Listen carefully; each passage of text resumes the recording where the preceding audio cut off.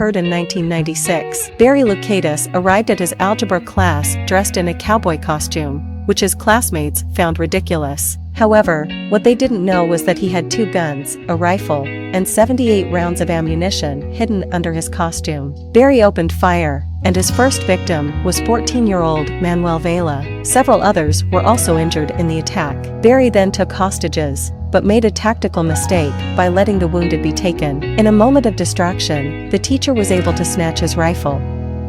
This event is a tragic reminder of the dangers of gun violence and the importance of taking measures to prevent it. Let us remember the victims of this senseless act of violence and continue to work towards a safer society. The murder of Angela Fraser Singleton and the subsequent conviction of Christina Tompkins Markham. On January 16, 2011, Angela Fraser Singleton was murdered and dismembered, and it was later discovered that her husband's ex-fiancée, Christina Tompkins Markham, was involved in the crime. Christina and Jason Singleton, Angela's husband, were both found guilty of the murder and sentenced to 30 years in prison. This heinous act is a tragic reminder of the consequences of jealousy and revenge. Our thoughts go out to the family and friends of Angela Fraser Singleton, and we hope that justice has been served in this case. Let us remember this event as a cautionary tale and work towards creating a safer society where such senseless acts of violence are not tolerated. Marion Cotton, a notorious serial killer from the 19th century, Marion poisoned about 20 of her own relatives, including her children and mother, with arsenic. It is still unknown what motivated her to commit such heinous crimes. Even the executioner was disgusted by her actions and deliberately prolonged her agony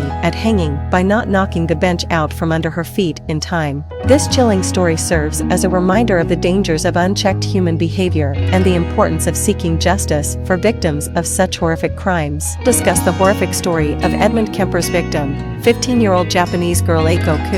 On September 14, 1972, Eiko got into Edmund Kemper's car, who strangled her to death and then severely beat her corpse. Kemper played with the girl's body for a long time before taking it home and sleeping next to it. The following day, he chopped off the hands and head of the corpse and went for a mandatory psychiatric examination with them in the trunk of his car. The doctor was impressed by Kemper and declared him completely cured, closing his medical file. Kemper then buried Eiko's body and drowned her hands and head in the ocean. This tragic story is a chilling reminder of the horrors of violence and the importance of being aware of the dangers in our society.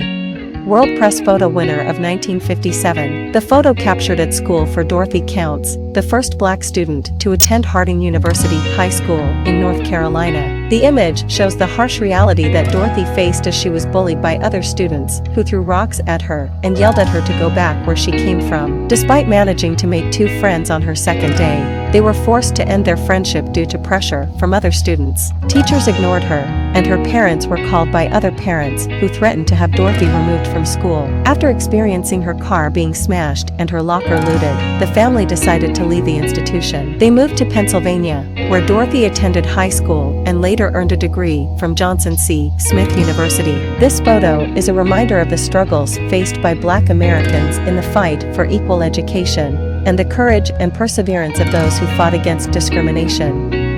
A Polish serial killer. In his statement, he said, "I loved looking at the impeccable profile of a knife, collected them, bought them, ordered them for my projects.